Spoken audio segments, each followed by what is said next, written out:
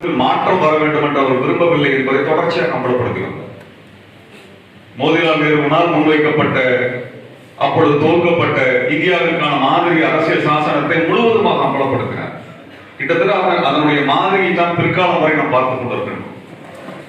இரட்டை ஆட்சி முறை என்று சொல்லி அதிகாரத்தை இரண்டு தரப்பினர்களை பிரித்து கொடுத்து செய்யக்கூடிய அனைத்துமே இந்த மக்களை அதிகாரமற்றவர்களாக மாற்றிவிடும் என்று அந்த காலத்திலிருந்து இன்று வரை அவர்களுடைய இறுதி காலம் வரை அதை உறுதிப்படுத்திக் கொண்டே இருந்தார்.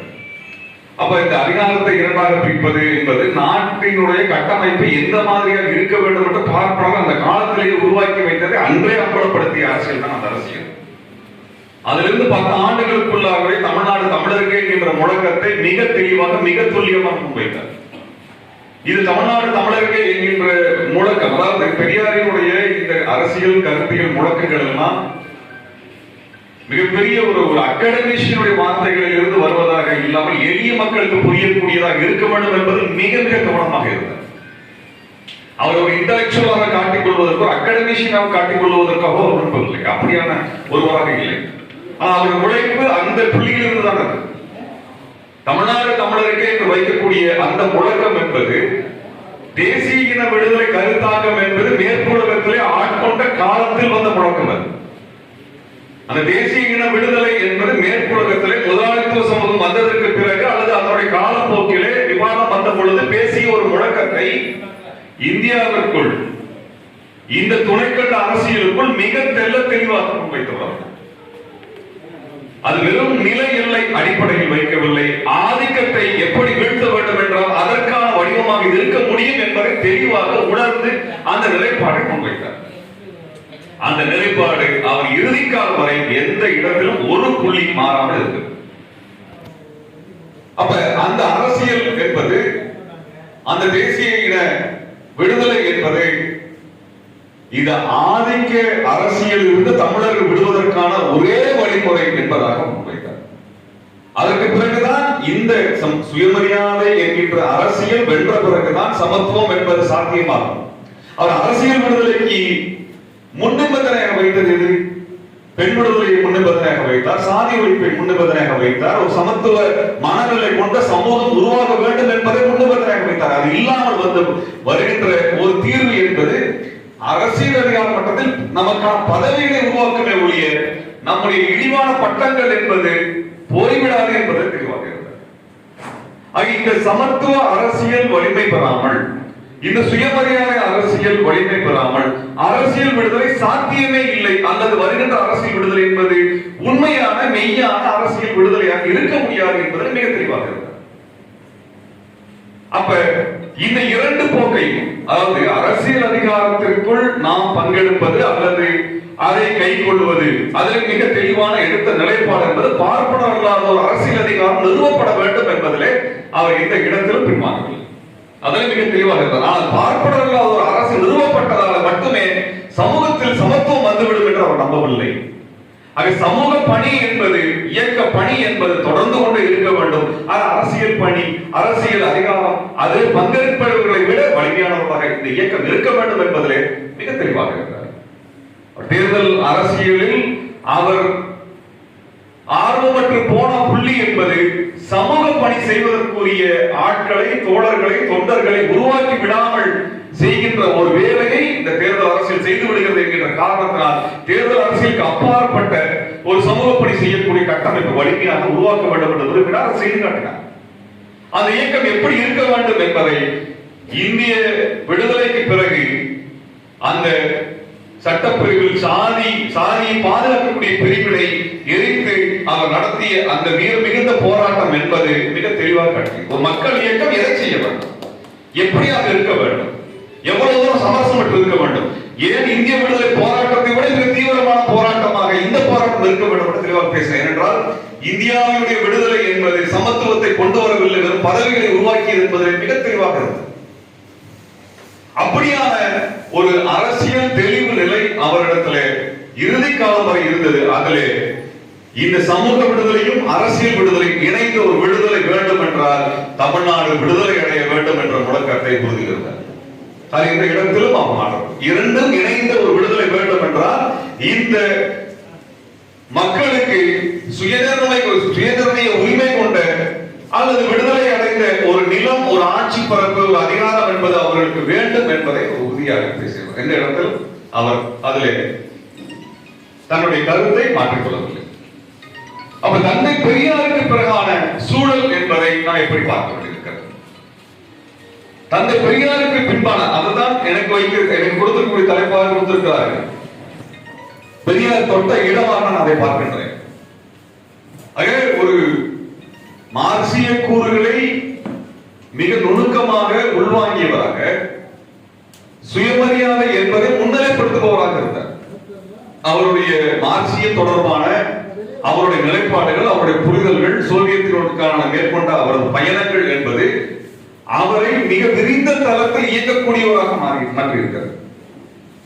மிக விரிந்த தளத்தில் இயக்கக்கூடியவராக மாற்றியிருக்கிறது. அவர் தேசிய இன விடுதலை என்றால் அது எப்படியான விடுதலையாக இருக்க வேண்டும் என்பதை மிக தெளிவாக இருந்திருக்கிறார். அதை மிக எளிய மொழியிலே, அது இருக்கக்கூடிய ஒரு முக்கியமான விஷயமே மேற்குலகத்தினுடைய அந்த மார்க்சியத்தினுடைய வார்த்தைகளை கடன் வாங்கி இவர் பேசவில்லை. இந்த மண்ணின் மொழியில் அவர் அதை பேசினார். இந்த மண்ணின் மொழியில் அவர் முன்வைத்தார். அதனால ஒரு தியரட்டிக்கல் மெட்டீரியலாக, அதை ஒரு கோட்பாட்டு அரசியலாக பார்க்காமல் இங்கே தவிர்த்த ஒரு அவலம் இந்த மண்ணில் நீண்ட காலமாக மார்க்சியர்களில் இருந்தது என்பதை நாம் புரிந்து கொள்ள வேண்டியிருக்கிறது. ஆனால் இன்று மார்க்சிய தோழர்கள் பெரியாரை பேச ஆரம்பித்திருக்கிறார். பெரியாரிய தோழர்கள் மார்க்சியத்தை பேச வேண்டிய இடத்தில் அமர்கின்றனர். ஏனென்றால் 1970களில் உலக ஒழுங்கு நிலை மாறுகின்ற இடத்துல புதிய பொருளாதார கொள்கை வருகிறது. இன்னைக்கு பேசப்படுகின்ற இந்த நியோ லிபரலிசம் என்ற ஒன்று வருகிறது. அதுவரை இருந்த இந்த முதலாளித்துவ கொள்கையில் வந்த ஒரு நிலைப்பாடு, ஒரு வெல்ஃபேர் ஸ்டேட் உருவாக்க வேண்டும் என்கின்ற நிலைப்பாட்டை முற்றிலுமாக மாற்றுகிறார்கள். முதலாளித்துவம் என்பது தோல்வியை நோக்கி நகர்ந்து கொண்டிருக்கிறது, நட்டத்தை நோக்கி நகர்ந்து கொண்டிருக்கிறது. அது அதீத லாபத்தை நோக்கி நகர வேண்டும் என்றால் பழைய கீனிசி தியரியை விட்டு இன்றைக்கு புதிய பொருளாதார கொள்கை என்று சொல்லப்படுகின்ற நியோ லிபரல் தியரியை கைக்கொள்ள வேண்டும் என்று ஒரு ஒப்பந்தத்தை கொடுக்கிறார்கள். வாஷிங்டன் கன்சென்சஸ் என்று சொல்லக்கூடிய ஒப்பந்த நிபந்தனைகள் வருகிறது. அதிலே மிக முக்கியமான கூறு, இந்த புதிய பொருளாதார கொள்கை வெல்லப்பட வேண்டும் என்றால் அது வலதுசாரி கருத்தியலை வளர்த்தெடுக்க வேண்டிய தேவை இருக்கிறது. வலதுசாரி கருத்தியல் இல்லாமல் புதிய பொருளாதார கொள்கை என்பதை சாத்தியமாகிவிட முடியாது, அல்லது ஏகாதிபத்தியம் என்பது வென்றுவிட முடியாது. ஆக அந்த காலகட்டத்தில் இருந்த நாம் எதிர்த்த வலதுசாரி தன்மை என்பது இன்றைக்கு இருக்கக்கூடிய வலதுசாரி தன்மையிலிருந்து மாறுபட்டு இருக்கிறது. இன்றைய வலதுசாரி தன்மை என்பது அன்றைய வலதுசாரி தன்மையிலிருந்து இன்னும் ஒரு படி கூர்மையாக இருக்கிறது என்பதை நாம் விவாதத்தின் ஊடாக அதை மக்களிடத்தில் கொண்டு போய் சேர்க்க வேண்டிய தேவை இருக்கிறது. அன்றைக்கு இருக்கக்கூடிய பார்ப்பனியத்துக்கும் இன்றைக்கு இருக்கக்கூடிய பார்ப்பனியத்துக்குமான ஒரு வேறுபாடாக சிறு தகவலாக நாம் பார்க்க முடிகிறது என்றால், அன்றைக்கு இருக்கக்கூடிய பார்ப்பனியம் அந்த மத ஆதிக்கம், ஒரு சமூக ஆதிக்கம், அதனோடு சேர்த்து நிலத்தின் மீது அவர்களுக்கான ஆதிக்கத்தை விட்டுவிடாமல் இருந்தார்கள். மிகப்பெரிய பண்ணையாளர்களாக இருந்தார்கள். அந்த பண்ணை நிலத்தை விட்டு அவர்கள் விரட்டுவதும் திராவிட இயக்கத்துடைய பெரும்பணியாக இருந்தது. அந்த நிலத்தை மீட்டெடுக்கக்கூடிய பெரும்பணியாக இருந்தது. அந்த நிலம் அவர்களுடைய மூலதனமாக இருந்தது. அந்த நிலப்பிரபுத்துவ கட்டமைப்பில் இருந்த அந்த பார்ப்பனர்களை அப்புறப்படுத்துவது திராவிட இயக்கத்தினுடைய மிகப்பெரிய வெற்றியாக நாம் பார்க்க வேண்டியதாக இருக்கிறது. இன்றைக்கு அந்த பார்ப்பனியம் என்பது உலக ஏகாதிபத்தியத்தோடு இணைந்திருக்கக்கூடிய ஒரு பார்ப்பனியமாக இருக்கிறது. இன்றைக்கு RSS பாரதிய ஜனதா கட்சி வருகிறது என்றால் அது வெறும் இந்து மதத்தின் மீது வளர்த்த வேண்டும் என்பதற்கோ அதன் மீது இருக்கக்கூடிய பாசத்தின் அடிப்படையாலோ கடவுள் மீது இருக்க பக்தியாலோ அல்ல, பணத்தின் மீது இருக்கக்கூடிய பக்தியால் தான் நடந்து கொண்டிருக்கிறது. முதலாளித்துவத்தின் மீது இருக்கக்கூடிய ஆர்வத்தால் தான் நடந்து கொண்டிருக்கிறது. பணியாட்கள் ஏகபோகமாக வளர வேண்டும் என்கின்ற நோக்கத்தின் அடிப்படையில் தான் RSS வளர்ந்து கொண்டிருக்கிறது. அந்த பொருளாதார நோக்கம் இல்லாமல் இவர்கள் கிடையாது. அந்த பொருளாதார நோக்கம் இல்லாமல் இப்பொழுது இருக்கக்கூடிய மதவாதம் என்பது வளரவில்லை. இரண்டும் இணைந்து பின்னி வளர்ந்து கொண்டிருக்கிறார்கள். அதை அன்றே முன்கூட்டி உணர்ந்தவர் தந்தை பெரியார் அவர்கள். ஒரு தீர்க்கதரிசியாக அவர் பார்க்கின்ற புள்ளி என்பது அறவடவர் எதிர்ப்பு என்று ஆரம்பிக்கின்றார். திராவிட இயக்கம் இந்த புள்ளியை மிக நுணுக்கமாக, அது உணர்வுபூர்வமாக அல்ல, மிக நுணுக்கமாக பொருளாதார புள்ளியிலும் அது அணுகியது. அது எந்த இடத்திலும் அந்த ஆய்வு புள்ளிகளை அவர் விட்டுவிடவில்லை. இந்திய பெருமுதலாளி வர்க்கத்தை பற்றி பேசிய சுனிதிகுமார் கோஷியுடைய அதே உழைப்பு, அதே கூர்மையான பார்வை பணத்தோட்டத்தில் அறிஞர் அண்ணா அவர் வெளிப்படுகிறது. 1940கள் வெளிவந்த அந்த பொருளாதார ஆய்வு திராவிட அரசியலினுடைய ஒரு பொருளாதார கோட்பாட்டை தெளிவாக வரையறை செய்கிறது. மிக எளிமையாக, மிக தெளிவாக, எளிய மக்களுக்கு புரியக்கூடிய வகையில் இந்த கோட்பாடுகளை எல்லாம் கொண்டு சேர்ந்த அந்த திராவிட இயக்க கட்டமைப்பு என்பதுதான் இன்று மீள கட்டமைக்கப்பட வேண்டும் என்று நாங்கள் பார்க்கிறோம். அந்த பணத்தோட்டத்திற்கு பிறகு எத்தனை பொருளாதார ஆய்வுகளை நாம் நடத்தி முடித்திருக்கிறோம் என்பது குறித்தான கவனம் நமக்கு தேவைப்படுகிறது. அதையும் இன்று இருக்கக்கூடிய பொருளாதார நிலையையும் இணைத்து பார்த்தால் மட்டும்தான் இங்கேயே மதவெறி வளர்கிறது, இங்கே மாநில உரிமை பறிபோகிறது, இங்கே மொழி உரிமை பறிபோகிறது, இங்கு நம்முடைய மூலதனம் என்பதற்கான எந்த வளர்ச்சியும் இல்லாமல் இவர்கள் ஏன் முடக்கப்படுகிறார்கள், ஏன் சாதி தலைவிரித்து ஆடுகிறது என்பதை எல்லாம் புரிந்து கொள்ள முடியும். இது நமக்கு தேவைப்படுகிறது. அது தோழர்களே, இந்த அரசியலை நாம் இணைத்து பார்க்க வேண்டிய தேவை இந்த புள்ளியில் இருப்பதாக நான் பார்க்கின்றோம். மார்க்சிய பார்வையை சொல்ல வேண்டும் என்றால் நிதி மூலதன குவிப்பு எந்த பக்கத்தில் இருக்கிறது என்பதையும் சேர்த்துத்தான் இந்த மதவாதத்தையும் பார்ப்பனியத்தையும் இந்த ஆரிய அரசியலையும் சேர்த்து பார்க்க வேண்டியது இருக்கிறது. பணியாட்களினுடைய அந்த நிதி மூலதனம் என்று சொல்லக்கூடிய அவர்களுடைய பெரிய கார்பரேட் கம்பெனி வளர்ச்சி, அசுர வளர்ச்சியை புறக்கணித்து விட்டு பார்ப்பனிய எதிர்ப்பை நாம் பார்த்துவிட முடியாது. ஏன்னா பார்ப்பனிய சமூகம் அல்லது இந்த இந்துத்துவ அரசியல், இந்த மதவெறி அரசியல் என்பது எந்த இடத்திலும் பணியாட்களினுடைய லாப வேட்டையை கேள்வி கேட்கவில்லை, மாறாக அவர்களை வளர்த்துக் கொண்டிருக்கிறது, அவர்களை வளர்க்கிறது. அதாவது காங்கிரஸ் கட்சி ஊழல் செய்தது என்றால் காங்கிரஸ் கட்சி ஒரு துறையில் அவருக்கு வேண்டியதை வைத்து ஊழல் செய்திருக்கலாம். ஆனால் அரசையே ஒரு ஊழல் செய்து தனக்கு சம்பாதிக்கக்கூடிய ஒரு நிறுவனமாக, ஒரு தேசத்தையே கம்பெனியாக மாற்றி வைத்திருக்கிறார்கள் பாரதிய ஜனதா கட்சிகள். அதனாலதான் எங்க ஆட்சியில் எங்க ஊழல் இருக்கலாம், நீங்களே ஊழல் தான், நீங்களே ஊழல் தான். அரசு எந்திரத்தையே ஊழலுக்கான எந்திரமாக மாற்றி விட்டார்கள். அப்ப தனித்த ஊழல், தனிநபர் ஊழல் என்பது கிடையாது, ஒட்டுமொத்த நிறுவன ஊழல் நடந்து கொண்டிருக்கிறது. ஒரு நிறுவன ஊழல் நடந்து கொண்டிருக்கிறது. சாதாரண பணம் அல்ல, அவர் சம்பாதிக்கக்கூடிய பணம் சாதாரண பணம் அல்ல. கடந்த 70 ஆண்டுகளில் காங்கிரஸ் சம்பாதித்ததை விட பல 100 மடங்கு அதிகமான பணத்தை அவர் பெருக்கி விட்டார். அதனால தனிப்பட்ட ஊழலை பற்றி பேச முடியாது அவங்க கிட்ட. அப்ப இந்த தேசத்தை முழுவதுமாக அவர் ஆக்கிரமித்து வைத்திருக்கக்கூடிய இடத்திலிருந்து நாம் எவ்வாறு மீளப் போகின்றோம்? இது மிக முக்கியமான கேள்வியாக நாம் முன்னே எழுகின்றது. இந்த இடத்துல தான் நீங்க பெரியாரிய தோழர்கள், மார்க்சிய தோழர்கள், தமிழ் தேசிய தோழர்கள், இஸ்லாமிய தோழர்கள் என்ற அனைவரும் ஒருங்கிணையக்கூடிய ஒரு பெரும் ஒரு அரசியலை இந்தியாவுடைய வேறு எந்த மாநிலத்தையும் விட தமிழ்நாடு சாதித்து காட்டியிருக்கிறது. அதனால் தான் மதவெறி என்பது இங்கே வீழ்த்தப்பட்டிருக்கிறது. அதனால் தான் வீழ்த்தப்பட்டிருக்கிறது.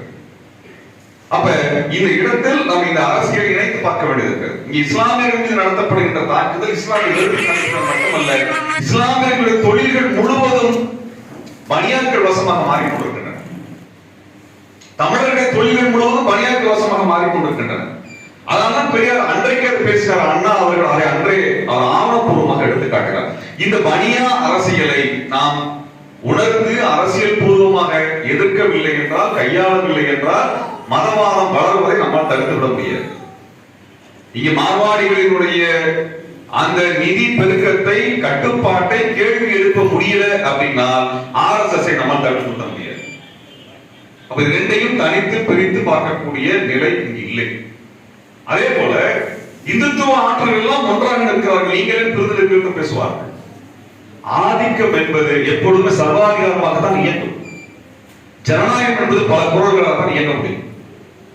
அந்த பல குரல்களாக இருப்பதுதான் ஜனநாயகத்தின் வழியாக நாங்கள் பார்க்கிறோம். பிரிந்து இருக்கிறோம் என்பதல்ல, ஒவ்வொருவருக்கும் இயங்குவதற்கென்ற தளம் இருக்கிறது. அந்த தளத்தில் ஒவ்வொருவரும் இயங்கிக் கொண்டிருக்கின்றோம். இந்த தளங்கள் அனைத்தும் தேவைப்படுகின்ற காலத்தில் ஒன்றாக இணைந்து நின்று பாசிசத்தை எதிர்த்து நிற்கிறது. அதான் தமிழ்நாட்டினுடைய ஜனநாயக அரசியல். அதே சமயத்தில் இங்கே தேர்தல் அரசியலில் இயங்கக்கூடியவர்கள் அவர்கள் திராவிட கருத்தியலை தீவிரமாக உள்வாங்கியவர்களோ, மார்க்சிய கருத்தை உள்வாங்கியவர்களோ, அல்லது அதில் புரிதல் இருக்கக்கூடியவர்களோ, அல்லது குறை புரிதலோடு இருக்கக்கூடியவர்களோ, இவர்களுக்கும் இங்க இருக்கக்கூடிய சமூக இயக்கங்களுக்கும் ஆன ஒரு உரையாடல் வெளி தமிழ்நாட்டில் இல்லை. அது தேவைப்படுகிறது. அரசியல் அதிகாரத்தில் இருக்கக்கூடியவர்கள் சமூக இயக்கங்களை, மக்கள் இயக்கங்களை கண்டுகொள்வதில்லை. அதை அந்த இயக்கத்தில் எத்தனை பேர் இருக்கிறார்கள் என்பதல்ல முக்கியம், அது எதை பேசுகிறது என்பதுதான் முக்கியம். அந்த கருத்தியல் வழிகாட்டுதல் என்பது சமூகத்தினுடைய தேவை. இந்த அடித்தட்டு மக்களிடமிருந்து இந்த கருத்தியல் மேலே வருகிறது. தமிழ்நாடு முழுவதும் பல நூறு இயக்கங்கள் இருக்கிறார்கள். இந்த இனத்தினுடைய பல தேவைகளை, அவசியத்தினை, கோரிக்கைகளை பல இயக்கங்கள் பல வடிவங்களில் முழங்குகிறார்கள். இதையெல்லாம் தொகுத்து அரசியல் கட்சிகளுக்குள் கொண்டு சேர்க்க வேண்டிய பொறுப்பு, அதற்குரிய தளத்தை உருவாக்க வேண்டிய பொறுப்பு நமக்கு இருக்கிறது. ஒருவருக்கு ஒருவர் எதிரியாக நாம் பார்க்கவில்லை. பொது எதிரியாக இருப்பது நாகப்பூரில் இருந்து வந்திருக்கக்கூடிய பாம்பு தான். அந்த நச்சு பாம்பை அழிக்க வேண்டிய இடத்துல ஒவ்வொருவரும் கையில அவர்கள் தடி வைத்திருப்பார்கள், கடப்பார் வைத்திருப்பார், மம்படி வைத்திருப்பார்கள். நோக்கம் ஒன்றுதான், பாம்பை அடிக்க வேண்டும் என்பதுதான். விரட்ட வேண்டும் என்பதல்ல, அடிக்க வேண்டும் என்பது, அதை வீழ்த்த வேண்டும் என்பதுதான். அதை யாருக்கும் மாற்றுகிறது கிடையாது. ஆனால் அதற்குரிய வேலை திட்டத்திலே மிக முக்கியமானது, இங்க இருக்கக்கூடிய மக்கள் இயக்கங்கள் அரசியல் கட்சிகளை விட வலிமையானதாக இருந்தால் மட்டும்தான் தந்தை பெரியார் எப்படி ஒரு ஆளுமையாக அந்த காலகட்டத்தில் இயக்கினாரோ அதை இந்த காலத்தில் சாத்தியப்படுத்த முடியும். அதைத்தான் நாங்கள் வேறுபாடாக பார்க்கிறோம். தந்தை பெரியார் மிகப்பெரிய ஆளுமையாக இருந்தார். அவருக்கு அடுத்தபடியாகத்தான் எந்த கட்சிகளும், எந்த கட்சியினுடைய முதலமைச்சரும் இருந்தார்கள். அவருடைய ஆளுமையை தாண்டியோ மீறியோ இல்லை. தந்தை பெரியாருடைய கோரிக்கைகளை ஏற்றுக்கொள்ள ஏன் அரசியல் கட்சிகளை ஆதரித்தார்கள்? அவர் முன்னெடுக்கக்கூடிய கோரிக்கைகளை ஏற்றுக்கொள்ளக்கூடிய கட்சிகளை அல்லது நபர்களை அவர் முன்னிறுத்துவது தயங்கியது இல்லை. அந்த வலிமை பெரியாருக்கு இருந்தது. பெரியாரை மீறி, பெரியார் கொடுத்த வாக்குகளை மீறி அவர்கள் இயக்கிவிட முடியாது.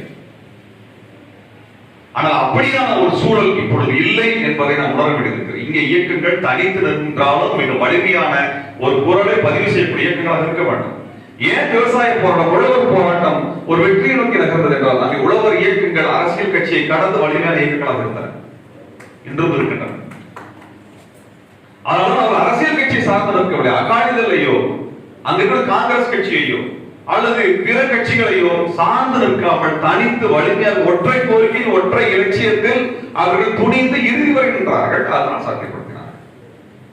அப்படியான ஒரு வலிமையான மக்கள் இயக்க கட்டமைப்பு நமக்கு தேவைப்படுகிறது. எதை எதிர்க்க வேண்டும் என்பதற்கு என்றால், கட்சிகள் பாரதிய ஜனதா கட்சியில் இருக்கின்றன, இயக்கங்கள் RSS வீழ்த்துகின்ற பொறுப்பை மேற்கொள்வாங்க. ரெண்டுக்கும் வித்தியாசம் இருக்கு. ஏனென்றால் நாங்கள் ஒவ்வொரு வேளையிலும் சொல்லி வருகிறோம், பாரதிய ஜனதா கட்சி அல்ல, RSS நினைத்தால் 1000 பாரதிய ஜனதா கட்சிகளை உருவாக்க முடியும். ஆனால் பாரதிய ஜனதா கட்சி நினைத்தால் ஒரு RSS உருவாக்கிவிட முடியாது. அந்த இடத்தில் தான் மக்கள் இயக்கங்களுடைய முக்கியத்துவம் இருக்கிறது. 2005-6 வருட கணக்கிலே RSS-க்குள் விவாதம் நடந்திருக்கிறது. பாரதிய ஜனதா கட்சி RSS-னுடைய கோட்பாட்டை முன்னெடுத்து செல்லுவதிலே அவர்கள் ஆர்வம் காட்டவில்லை என்கின்ற விமர்சனத்தின் அடிப்படையில் RSS-னுடைய மூத்த தலைவர்கள் இந்த பாரதிய ஜனதா கட்சி அப்புறப்படுத்தி வேறொரு கட்சி உருவாக்க வேண்டும் என்று விவாதித்திருக்கிறார்கள்.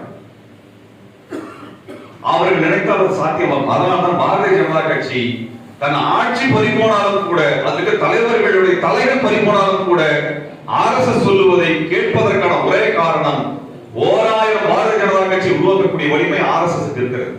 அது எந்த இடத்திலும் RSS என்பது பாரதிய ஜனதா கட்சி கீழ்ப்படுத்தியதாக தன்னை மாற்றிக்கொள்ளும்.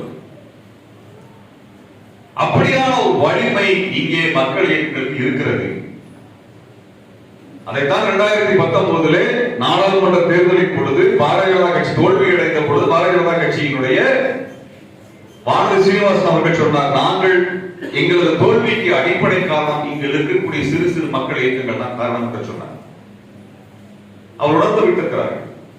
தமிழ்நாட்டினுடைய ஆரோக்கியமான அரசியல் என்பது 2 தளங்களும் முற்போக்கு அரசியல் முன்னகர்வுதான் அதனுடைய வலிமையான ஒரு நிகழ்வாக நமக்கு இருக்கிறது. இந்த 2ஐயும் வலுப்படுத்துகின்ற ஒரு அரசியலை மேற்கொள்ள வேண்டும் என்றால் வேரிலே வலிமை ஊன்றி நிற்க வேண்டும். அது என்னவென்றால் மக்கள் இயக்கங்கள் வலிமையான ஒரு இயக்கமாக மாறி நிற்க வேண்டும். இது ரொம்ப முக்கியமானதாக இருக்கிறது. அதே போலதான் தோழர்களே, நாம் வர்க்க அரசியலையும் பார்க்க வேண்டியிருக்கிறது. 1000 கோடி ரூபாய்க்கு சொத்து வைத்திருப்பவரும் பெரியாரிஸ்டாக இருக்கின்றார். நீங்க அன்றாட காட்சி பெரியாரிஸ்டாக இருக்கிறார்கள். யார் பெரியாரிஸ்ட்? யார் சமூக நீதியை பேசுவார்? எது சமூக நீதியை கொடுக்கும்? எது ஆதிக்க அரசியல் வேறு இருக்கக்கூடிய வலிமையை, நீதியில் இருக்கக்கூடிய சமரசமற்ற வலிமை எது கொடுக்கும்? இந்த வர்க்க அரசியலையும் நாம் புரிந்து கொள்ள வேண்டியிருக்கிறது. எந்த வர்க்கத்துக்கான அரசியல் நமக்கு தேவைப்படுகிறது? திராவிட அந்த முற்போக்கு கருத்தியல் என்பது யாருடைய வர்க்க அரசியலை முன்னெடுத்த போகிறது? இங்கே இருக்கக்கூடிய இன்றைக்கு இருக்கக்கூடிய திராவிட முன்னேற்ற கழகத்தினுடைய இந்த சமூக நீதி கோட்பாடுகளின் அடிப்படையிலான இந்த அர்ச்சகர் அனைத்து சார்ந்த அர்ச்சகராக என்பது இந்துத்துவத்தின் முதுகெலும்பை முறிக்கக்கூடிய மிக முக்கியமான நகர்வு என்பது நாம் யாருக்கு மார்க்கத்தில் இருக்க முடியுமா? ஏனென்றால் அது இல்லை என்றால் இந்துத்துவம் கிடையாது. இந்துத்துவம் கிடையாது. அனைத்து சாதியும் அர்ச்சகராகி விடலாம் என்றால் இந்து மதமே கிடையாது. அவன் கடவுளே கிடையாது சொல்லிட்டு போயிடுவான். அதுதான் சொன்னாங்க. அது இந்த மண்ணினுடைய அரசியலில் இந்த கோரிக்கை என்பது ஒரு சட்டப்பூர்வமானதாக மாற்றப்பட்டது என்பது கொண்டாடப்பட வேண்டிய ஒன்று. ஏனென்றால் 2000 ஆண்டுகால போராட்டத்தினுடைய வெற்றியாக வந்தது. அப்படியான ஒரு நகர்வை செய்யக்கூடிய அதே காலகட்டத்தில் தோழர்களை இன்னொன்றையும் சேர்த்து நான் பார்க்க விரும்புகின்றேன். ஏனென்றால் உலகமயமாக்கல் என்று சொல்லப்படுகின்ற இந்த WTO போன்ற ஒப்பந்தங்கள் என்பது அதிகார குவிப்பை தான் விரும்புகின்றன. ஒன்றிய அரசு ஏன் அதிகார குவிப்பு தேவைப்படுகிறது என்றால் இந்த புதிய பொருளாதார கொள்கை அல்லது WTO-வின் வழியாக வரக்கூடிய கொள்கை திட்டங்களுக்கு இனிமேல் நாங்கள் பிசினஸ் பண்ணி லாபம் சம்பாதிச்சு முதலாளித்துவத்தை காப்பாற்ற முடியாது. சாமானிய மக்களினுடைய மொத்த சொத்தை கொள்ளையடித்தால் மட்டும்தான் முதலாளித்துவத்தை காப்பாற்ற முடியும் என்கிற நிலையில் இருக்கிறது. சாமானிய மக்களினுடைய சொத்தை கொள்ளையடிக்கணும் என்றால் அதற்கு தடையாக இருப்பது கூட்டாட்சி தத்துவம் தடையாக இருக்கிறது, மாநில சுயாட்சி தடையாக இருக்கிறது. ஆகவே அனைத்து அதிகாரங்களையும் மையத்தில் கொண்டு போய் நிறுத்த வேண்டும் என்று ஒன்றிய அரசிலே அதிகாரத்தை குவித்துக் கொண்டிருக்கிறார். திராவிட முன்னேற்ற கழகம் மாநில சுயாட்சியை முன்னெடுக்க வேண்டும் என்றால் இந்த பொருளாதார கொள்கை குறித்தான விவாதம் இல்லாமல் முன்னெடுத்து விட முடியாது. இந்த தனியார் மையத்தை கேள்வி எழுப்பாமல் முன்னெடுத்து விட முடியாது. இந்த உலக வர்த்தக கழகத்தின் ஒப்பந்தங்களை பற்றி பேசாமல் இந்த மாநில சுயாட்சி என்பதை நம்மால் வென்றுவிட முடியாது என்பதை உணர வேண்டியிருக்கிறது. ஏனென்றால் இன்றைக்கு மீன்வள மசோதா வந்திருக்கிறது, விவசாய மசோதா வந்திருக்கிறது. இதெல்லாம் மாநிலங்களுக்கான உரிமைகள் பட்டியலில் இருக்கக்கூடியவை. இதே போலத்தான் கல்வி என்பது நமக்கான உரிமை என்பது அங்கே கொண்டு சென்று அதில் அவர் பறித்துக் கொண்டார்கள். இதற்கு பின்னால் இருக்கக்கூடிய பொருளாதார காரணிகளோடு பார்ப்பனிய கூறுகளும் சேர்ந்து தான் இன்றைக்கு மாநில உரிமையை அழித்துக் கொண்டிருக்கின்றன. அதையும் இணைத்துத்தான் நாம் இந்த அரசியலை பார்க்க வேண்டியிருக்கிறது. அந்த அடிப்படையில் தான் மாநில உரிமையை வென்றெடுக்க முடியும். அந்த இடத்தில் தான் பெரியார் வடிவமைத்த அந்த கொடியில் மையத்தில் இருக்கக்கூடிய சிவப்பிற்கு முக்கியத்துவம் வருகிறது. அதை உணர்ந்துதான் இந்த சிவப்பை அங்க வைத்திருக்கின்றார். இந்த இரண்டையும் இணைத்துத்தான் பார்க்க வேண்டும். இது இல்லாமல் போகும் என்றால் ஒன்றிய அரசினுடைய கொள்கையோடு எந்த இடத்தில் முரண்பட வேண்டும் என்றால் இந்த புள்ளியில் முரண்பட வேண்டும். மேற்பொருள் இயக்கம் இதோடு சேர்த்து ஒரு கோரிக்கையை முன்வைக்கிறது. அது தமிழ்நாடு அரசு இங்கே மாநில உரிமை பேசுகின்ற திமுக திராவிட முன்னேற்ற கழகம் இந்தியாவுடைய வெளியுறவு கொள்கையில் எங்களுக்கு பங்கு இருக்கிறது என்று பேச வேண்டும் என்று நாங்கள் விரும்புகிறோம். ஏனென்றால் வெளியுறவு கொள்கை தான் பொருளாதார கொள்கையை முடிவு செய்கிறது, பாதுகாப்பு கொள்கையை முடிவு செய்கிறது. அனைத்து கொள்கைகளும் இந்த பிராந்திய ஒப்பந்தங்கள் என்ற அனைத்து கொள்கைகளும் வெளியுறவு கொள்கை தான் முடிவு செய்கிறது. இந்தியாவினுடைய வெளியுறவு கொள்கையிலே தமிழ்நாட்டிற்கு ஏன் முக்கியத்துவம் வர வேண்டும் என்றால் தமிழ்நாடு எல்லையோர மாநிலமாக இருக்கிறது. தமிழ்நாடு எல்லையோர மாநிலமாக இருக்கிறது. ஆக எல்லையோர மாநிலமாக இருக்கக்கூடிய அந்த மாநிலங்களுக்கு தான் அந்த தனது எல்லைப்புறத்தில் இருக்கக்கூடிய நாடு குறித்தான கொள்கையில் முடிவெடுக்கக்கூடிய அதிகாரம் இருக்க வேண்டும். அதிகாரம் இருக்க வேண்டும். இங்கே ஈழத்தமிழர்களுக்கும் நமக்குமான உறவு என்பது இந்தியா இலங்கை என்ற நாடுகள் வருவதற்கு முன்பாகவே 2000-3000 ஆண்டுகளுக்கு முன்பாக இருந்த உறவு. உன்னுடைய தூதரமோ என்னுடைய தூதரமோ சேர்ந்தது முடிவு முடியாது. உங்கள் எல்லாம் விட மூத்தவர்கள் எங்கள் மக்கள். இந்த முடிவை யார் எடுக்க முடியும் என்றால் தமிழக தமிழர்கள், தமிழ்நாட்டு தமிழர்கள், தமிழ்நாட்டு தமிழர்கள் அரசும் தமிழக மக்களுக்கான அரசும் சேர்ந்துதான் முடிவெடுக்க முடியும். அது எங்கேயோ டெல்லியில குஜராத்ல உட்கார்ந்து உத்தரப்பிரதேச உட்கார்ந்து இருக்கிறவன் இங்கே இந்த மண்ணினுடைய மக்களினுடைய அரசியலை ஒரு ஒப்பந்தத்தின் மூலமா சாத்தியப்படுத்திவிட முடியாது. அது மக்களுக்கு எதிரானதாக இருக்கிறது. ஆகவே இந்த வெளியுறவு கொள்கையில் நாம் முடிவெடுக்க வேண்டியது 1950-60 இருந்த நிலைப்பாடுகள் உலக ஒழுங்கு என்பது வேறு, இன்றைக்கு இருக்கக்கூடிய உலக ஒழுங்கு என்பது வேறு. இறுதியாக ஒன்றை சொல்லி முடிக்க விரும்புகின்றேன். இந்த கோட்டைப்பட்ட மீனவர் பிரச்சனை விவாதமாக்கப்பட்ட பிறகு 4-5 நாட்களுக்கு முன்பு இந்தியாவினுடைய இலங்கைக்கான தூதர் யாழ்ப்பாணத்தில் இருக்கக்கூடியவர் தமிழ்நாட்டிலே வந்து ஆளுநரை சந்தித்திருக்கின்றார். எதை பற்றி பேசுவதற்கு என்றால், அங்கே இருக்கக்கூடிய மீனவர்களுக்கு இங்கே இருக்கக்கூடிய மீனவர்கள் சிக்கல் என்று பேச வந்திருக்கின்றார். அவர் இந்த மீனவர்களுக்காக பேசவில்லை, அந்த மீனவர்களுக்காக பேசவில்லை, அந்த அரசின் நலனுக்காக பேச வந்திருக்கின்றார். அவர் சந்திக்க வேண்டியவர் தமிழ்நாட்டின் முதல்வரை உடைய ஆளுநர் அல்ல, ஆட்டுத்தாடிகள் அல்ல. இங்கே மக்களால் தேர்ந்தெடுக்கப்பட்டவரைத்தான் அவர் சந்திக்க வேண்டும்.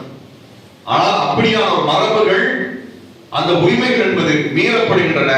இதையெல்லாம் எதிர்த்து கேள்வி எழுப்ப வேண்டிய அரங்குகளை நாம் உருவாக்க வேண்டும். நாம் முரண்பட்டவர்கள் அல்ல, கருத்து வேறுபாடுகள் கொண்டவர்கள். இந்த கருத்து வேறுபாடு என்பது ஜனநாயகத்திற்கு உரம் சேர்க்கக்கூடிய ஒன்று, அது வலிமைப்படுத்தக்கூடிய ஒன்று. அது இனிவரும் திராவிட இயக்கத்தை, திராவிட சித்தாந்தத்தை, தமிழ் தேசியத்தை, தமிழர்கள் உரிமை களத்தை மேலும் மேலும் ஜனநாயகப்படுத்தும், வலிமைப்படுத்தும். அதிலே நாம் ஆணையினுடைய இரு கரைகளாக நின்று இந்த தேசத்தை காப்போம் என்று சொல்லி, நான் சொல்லக்கூடிய தேசம் தமிழ் தேசத்தை காப்போம் என்று சொல்லி விடைபெறுகிறேன். நன்றி.